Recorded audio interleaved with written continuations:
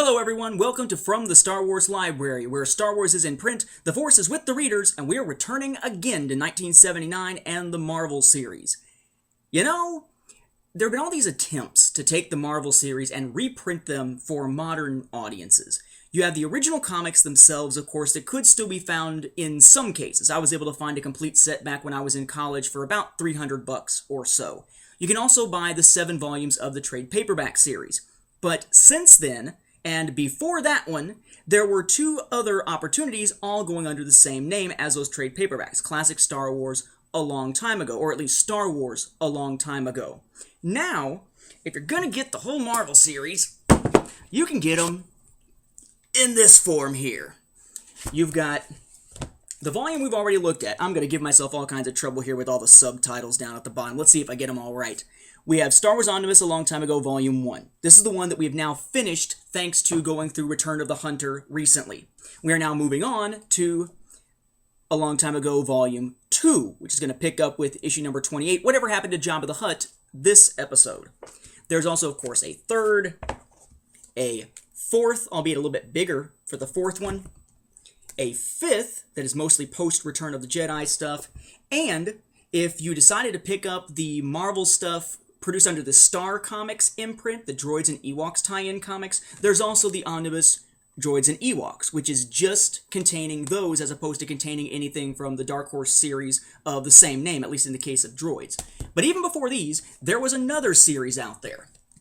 It's a prestige format series that was basically a test run to see if modern audiences would want the Marvel stuff anyway, but they did it in a really, really weird form. What you have is a 6-volume set here. So Classic Star Wars a long time ago, the first to bear its name, volumes 1 through 6. And in this series, we'll go ahead and use issue number 2, because that is going to be the one that factors into this episode. What they did, pretty thin, right? About the size of one of those, Clone Wars Adventures things, or a Clone Wars Digest, right? They reprinted just a few Marvel issues at a time, and they were all black and white. So you got essentially the original artwork with all the color stripped away. It's kind of like it's between the process, right? If you ever seen my making of that From the Archives video that I made about my Star Wars Tales story, Equals and Opposites, and how it goes through those different steps in the process of creation from the original art to just black and white and then color and on down the line. It's sort of like the mid-step. As if they were in the process, they've stripped out all the colors and such from the originals, but before they were doing the new color for the trade paperbacks and whatnot, we had this, sort of black and white artwork version going around, and they said, hey, why not produce this? Let's see if there's a market for it. So in 1999, you got this 6-volume series, but there seemed to be absolutely no rhyme or reason to which Marvel issues were used to make these. I mean, not only are they seemingly random numbers for the most part, they also are for the most part out of order. Except where they've picked a couple of 2-issue story arcs and put them in there side by side with stuff that makes no sense on either side of them. It was a weird, weird series. But this issue was the first that, for me personally, introduced me to the story we're looking at this time. There's a lot of folks out there who say, I don't want to read the Marvel stuff. The Marvel stuff is all hokey, it gets continuity wrong because of when it was made, it's just not good. And I think the last issue we took a look at, issue number 27, Return of the Hunter, and the next one we're going to look at, number 29, Dark Encounter, they put the lie to that belief. They are outstanding from the standpoint of deep storytelling, deep psychology for our characters. On the other hand, you have issue number 28, and it is the poster child for why this series is looked upon as negatively as it is in some circles of Star Wars fandom. It's issue number 28, entitled, Whatever Happened to Jabba the Hutt. Now, this is whatever, as 2 words instead of 1, happened to Jabba the Hutt, with Hutt spelled with 1 T, as it was pretty much any time until Return of the Jedi. If that wasn't bad enough, it's just not a good story, and it reuses one of the big errors from back in the original Marvel adaptation of A New Hope. So what do we have here? Again, Whatever Happened to Jabba the Hutt, issue number 28. Vital statistics first. Now, this was an issue that was released in June of 1979. Unfortunately, for me, it bears the cover date of October for 1979. So it's dated, on the cover at least, the day they take them off the shelves, in October of 1979, which is the month that I was born. So I'm not sure if that's a good thing or a bad thing. Bad to be associated with it, but maybe them taking it off the shelves is their way of saying, make way for the timeline guy, get that crap off the shelves. Now what we have for a story here is one that follows Han and Chewbacca. Because the last time we saw Han and Chewbacca, they were with Luke and Leia and R2 and 3PO, and they were escaping from the wheel, some of them in Simon Grayshade's ship, and some of them aboard the Millennium Falcon. Well, we hadn't seen what happened to the Millennium Falcon since then with Han and Chewie aboard.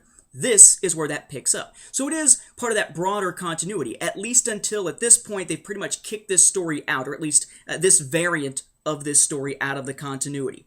What essentially happens is that Han and Chewie, and I'll use the Volume 2 omnibus here so you can see it a little bit better.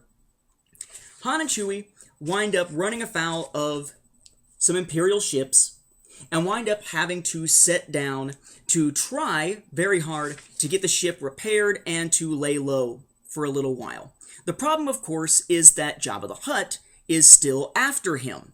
And in this case, rather than sending goons, Jabba comes after him himself. Jabba comes after Han Solo himself. Now you might be saying, ooh, early art of a slug-looking Hutt on a hover sled? That sounds kind of cool. No, no, no, no, no, no, no, no.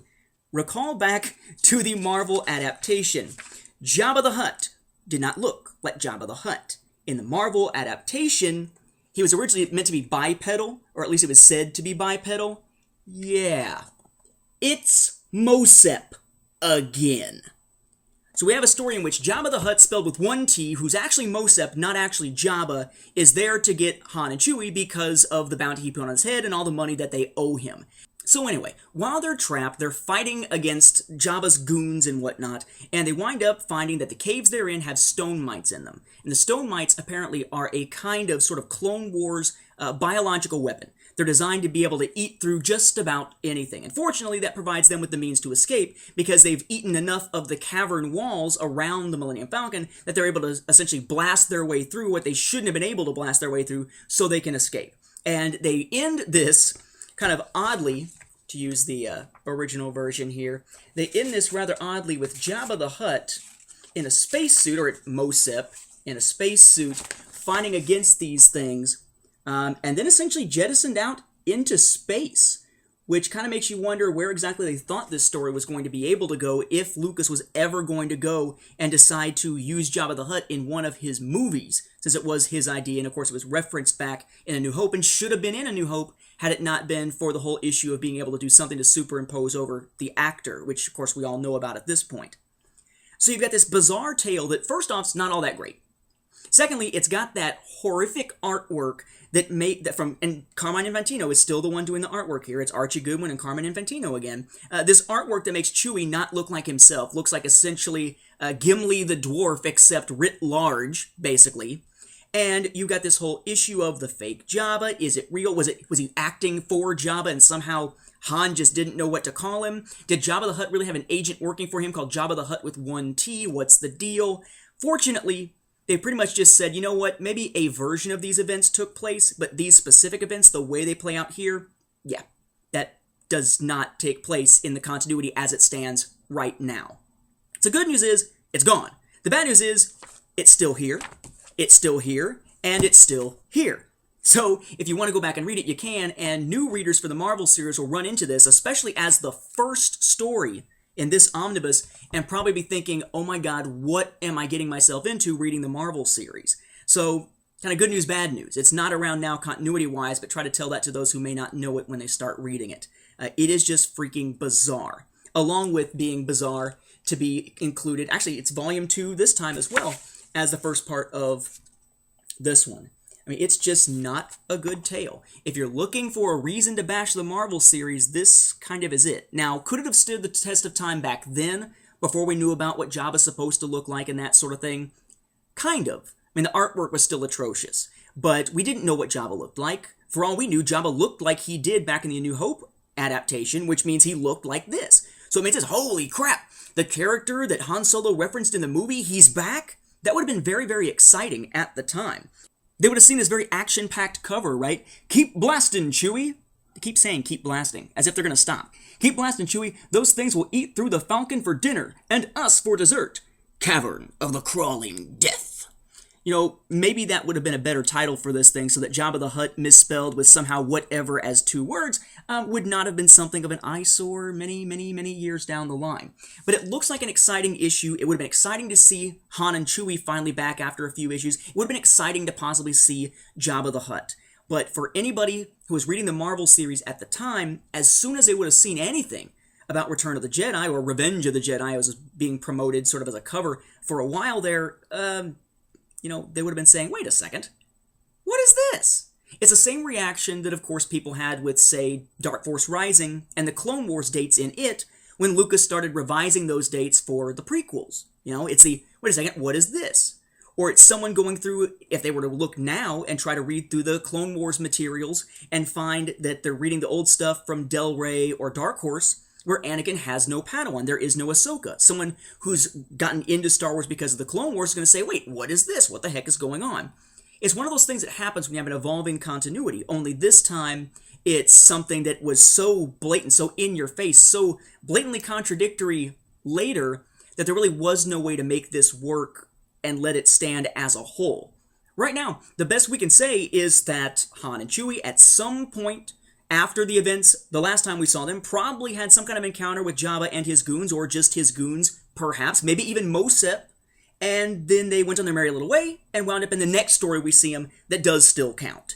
But this is an odd one. It's one of the only Marvel issues almost completely thrown out of continuity at this point. We'll see a few more instances where little bits get thrown out, but not usually entire issues. This is a special one, and quite a mark against the Marvel series for a modern reader. So, is it essential? Can it be skipped? Even the people behind continuity control right now are saying it's not essential, it can be skipped. It is not part of the continuity. If anything, elements might be, and that's a might with a giant capital M at the front of it. So, skip Marvel 28 if you don't want to find something jarring. If you're looking for something that is a prime example, though, of continuity clashes in early Star Wars, really look no further than Star Wars number 28, Whatever Happened to, or excuse me, What Ever Happened to Jabba the Hutt, H-U-T, and be ready for some cringeworthy stuff. For now, that'll wrap us up. Thank you for watching, and may the Force be with the readers, especially if you're trying to read this one.